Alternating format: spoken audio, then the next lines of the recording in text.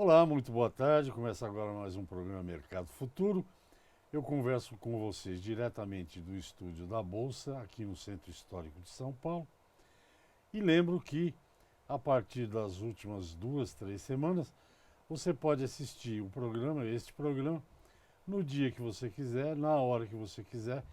E como ele está lá em 3 blocos, você pode ver todos os blocos, algum bloco, nenhum bloco, você escolhe. Certo? Você vira o dono do programa Mercado Futuro.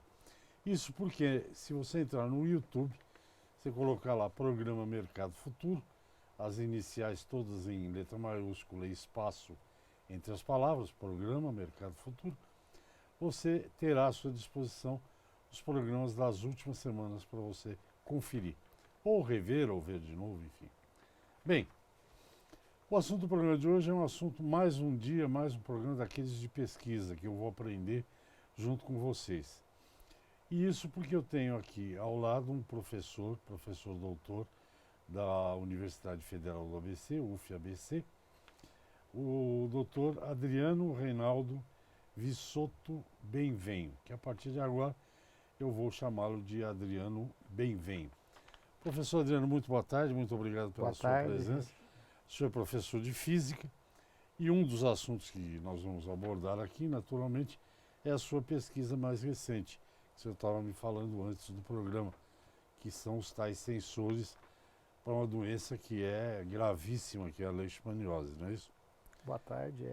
A leishmaniose é uma doença grave e endêmica, né? Ela tem causado vários problemas, né? O que acontece é que o diagnóstico ele pode ser muito tardio e a doença já está bastante agravada, né? O interessante desse trabalho é que é um trabalho bastante interdisciplinar, né? Envolve um professor da química, um professor da área de biologia, que já foi entrevistado seu, Marcelo Cristofoletti, esse professor da química, Wendel Andrade, mais um aluno de doutorado dele e uma professora da Universidade do Missouri nos Estados Unidos, né? Então é um trabalho que ele interessa bastante a comunidade, não só visando a parte acadêmica, mas também a parte de aplicação desses sensores buscando resolver esse problema bastante importante, principalmente num país como o Brasil. Só para o telespectador ficar sabendo, quem transmite a leishmaniose é o mosquito, não é isso? É o mosquito palha, né? Ele pica os animais, e esses animais são infectados e as pessoas também podem ser picadas e também serem infectadas ou pelos animais ou mesmo pelo mosquito. Então, o que os senhores estão desenvolvendo, os senhores, a professora norte-americana, é uma maneira de detectar a presença da doença o mais rápido possível, é isso? Exatamente, o sensor ele tem como ideia, né, os testes que nós estamos fazendo com anticorpos que foram nos doados é tentar visualizar se esses sensores conseguem detectar o anticorpo por meio de uma medida elétrica, né? Essa é basicamente a parte que eu estou incumbida no trabalho, né? Conjuntamente com outro estudante doutorado da área de química, que é essa professora da Universidade do Missouri, nós estávamos reproduzindo essas medidas no laboratório, tentando visualizar se a diferença na quantidade de anticorpos se você tem uma resposta diferente. E isso pode nos dar uma maior precisão, né? Pode dar para a área de medicação ter uma precisão maior de qual o nível de infecção do doente. Então seria bastante importante para tentar ou curar ou remediar o problema, né? Então essa é a ideia do que nós estamos fazendo. Hoje em dia os senhores não podem trabalhar fazer teste com animais? Pode, hein? Depende, né? Você tem todos os protocolos, né? Nesse trabalho nós não estamos fazendo teste, quer dizer, eu não Não dá para trabalho. fazer nem com humano também. Então, a vantagem é que talvez você pode atender uns protocolos que você pode retirar com o sangue da pessoa e fazer esses testes, né? Na verdade, são testes que você não vai aplicar nenhuma. Não são como testes de remédios, que você tem que ir lá ter um conjunto de pessoas, grupos de controle, e você tem isso. Eu acho que você precisa ter as licenças para fazer isso, ter permissão, mas eu acho menos. Você tendo amostras de sangue, você consegue ter uma. Só que tudo tem todos os protocolos que tem que se seguir para fazer esse tipo de trabalho.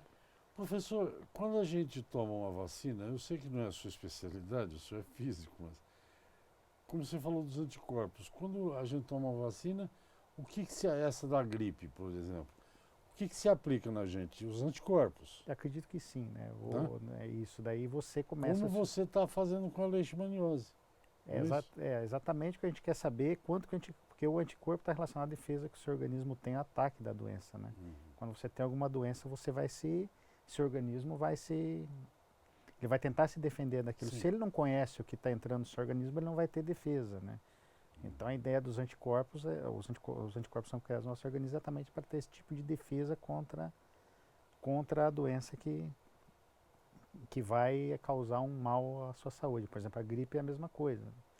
Uma pesquisa dessa, por exemplo, que você está fazendo com essa equipe, ela tem um prazo para terminar? Quanto tempo? Para eu ter uma ideia. Eu já te explico, Adriano. Sim, a universidade, pode ser que as pessoas não saibam, né? Mas a universidade, além de ensinar os alunos, dar aula lá, que negócio, a universidade faz pesquisas.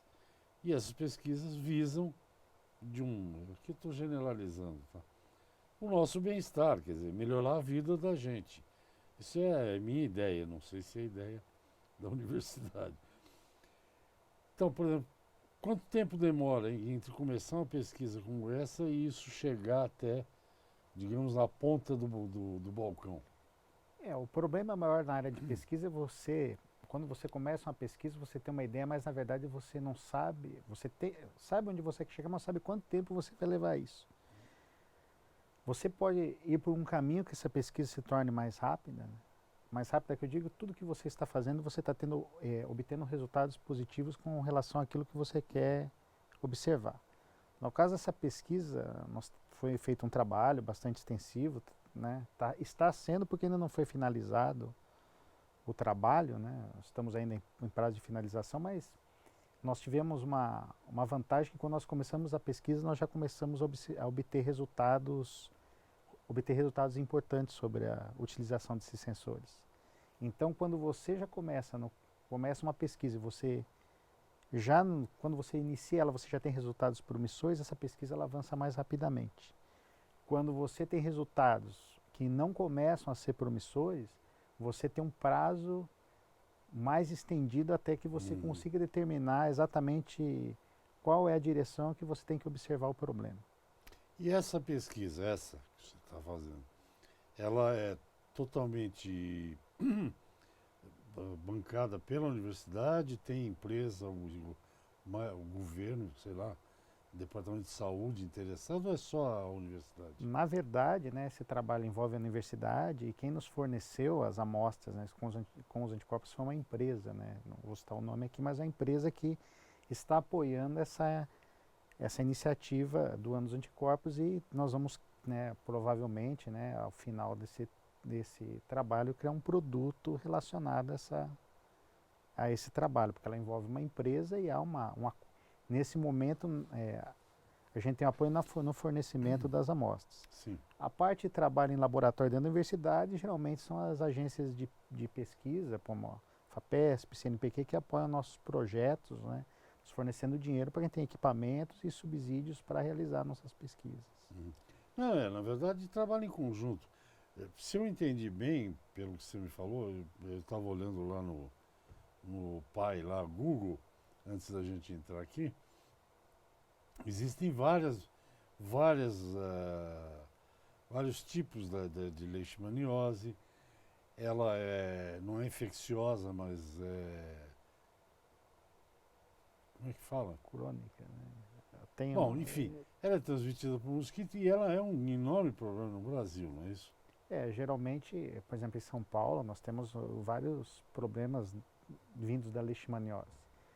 Um deles, né, que antes, quando você tinha um caso de leishmaniose, geralmente, por exemplo, você tinha numa região, por exemplo, pessoas que têm animais domésticos, né, cachorros, a pessoa tem um animal de estimação, geralmente você tinha geralmente o que se fazia é sacrificar quase todos os animais de uma determinada região. Isso, por exemplo, vamos pensar, a pessoa tem um animal de estimação, isso é uma coisa meio traumática, por exemplo, uma criança. Então, a ideia é que, além de tudo isso, você já possa identificar os indivíduos que estão com a doença, mesmo animais, e você consiga tentar um tratamento para minimizar essa... Cura não tem não, né? Aquilo que nós olhamos. Não.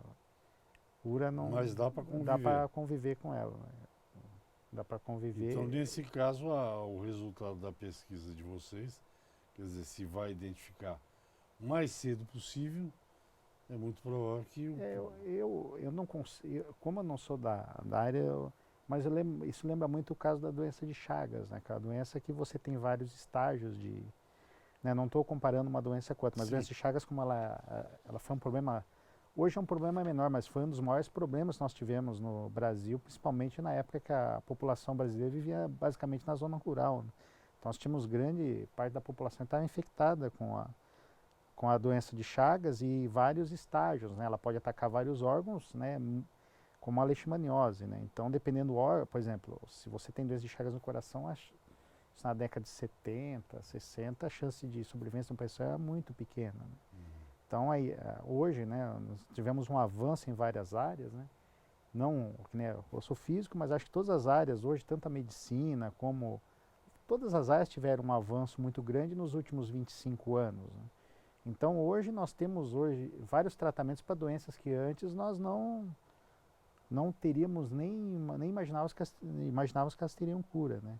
Então essa ideia com a leishmaniose, que é uma doença no estado de São Paulo, ela tem uma incidência bastante grande em algumas regiões. Então pode-se pensar em ter tratamentos mais eficientes para. professor, eu vou chamar um intervalinho para a gente descansar um minuto aqui. Eu converso com o professor doutor Adriano Benvenho, da Universidade Federal do ABC, o FABC, ele é físico, e está conversando comigo e com vocês sobre uma pesquisa super importante na minha maneira de enxergar as coisas, que é detectar com cada vez com maior rapidez a presença aí dessa doença leishmaniose, que é uma doença grave, em São Paulo, por exemplo, tem problemas sérios com ela. Vamos a um pequeno intervalo e eu volto já, até já.